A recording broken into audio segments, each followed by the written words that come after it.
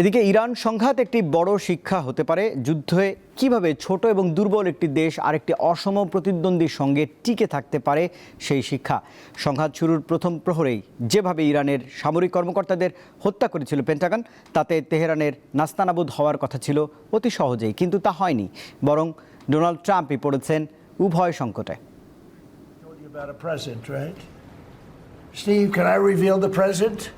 যদি কথা দিয়ে যুদ্ধ জয় করা যেত তাহলে মার্কিন প্রেসিডেন্ট ডোনাল্ড ট্রাম্প অনেক আগেই ইরান যুদ্ধ জয় করে ঘরে ফিরতেন। এখনও তিনি আসলে কোনো মোক্ষম উপায় পাচ্ছেন না যুদ্ধ শেষ করার বা যুদ্ধ থেকে বেরিয়ে আসার। যদিও হামলা চালানোর সময় তিনি জানিয়েছিলেন 10 দিনের মাথায় থামবে সংঘাত। ইরানের সাথে সংঘাতে জড়িয়ে মূলত ট্রাম্প তার নিজের তৈরি দুটি ফাঁদে পড়েছেন। এর একটি ভূ রাজনৈতিক আর আরেকটি যুক্তরাষ্ট্রের স্থানীয় রাজনৈতিক।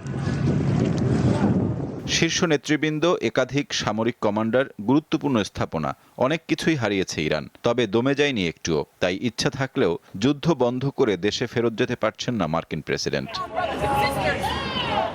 দেশে ফেরত যাবেনই বা কি করে? দেশের মানুষকে মুখ দেখাবেন কিভাবে? মার্কিন বাজারে গ্যালন প্রতি গ্যাসের দাম বেড়েছে $4.5। জনগণের মধ্যে বাড়ছে যুদ্ধবিরোধী ক্ষোভ, যা ঠান্ডা করার কোনো সুযোগই পাচ্ছেন না ট্রাম্প।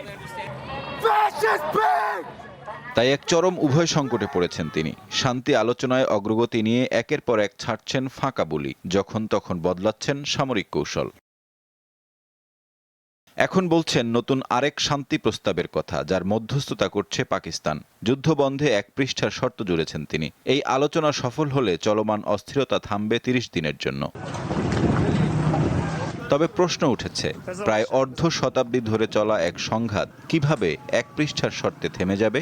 আর ইরান কি সব শর্ত একেবারেই মেনে নেবে? তাদের কি কোনো পাল্টা শর্ত নেই? যদিও ওয়াশিংটনের তরফ থেকে বলা হয়েছে সবই মেনে নিয়েছে ইরান। বাকিটুকু জানা যাবে বৃহস্পতিবার 3 পক্ষের সভা শেষে। সাইফুর রহমান শিশির, দীপ্ত বার্তাকক্ষ।